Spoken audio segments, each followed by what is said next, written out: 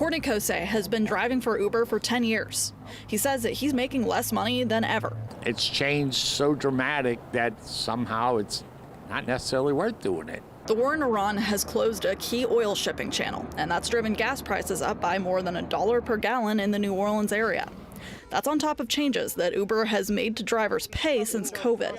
In a tourist city like New Orleans, there are a lot of drivers around to feel that pinch. You take 50%, you add top of the gas, I might be doing this almost at a loss. Rideshare driving is just one job where high gas prices mean people are paying more to work.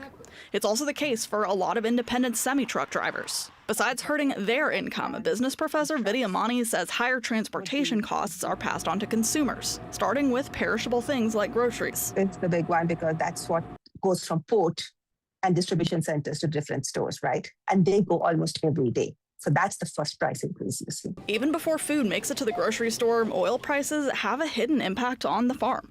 It's fertilizing time for our state's sugarcane crop.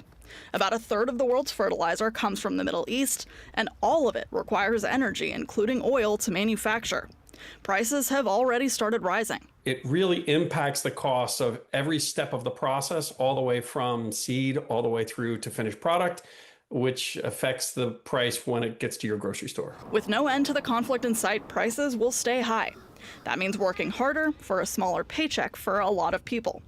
Kosei says for right now, he's counting on tips. I'm dependent on the kindness of a lot of people, and I try to do what I do with the best of my ability and friendly and helpful and do whatever I have, just so they have the nicer experience. Rachel Handley, WWL, Louisiana.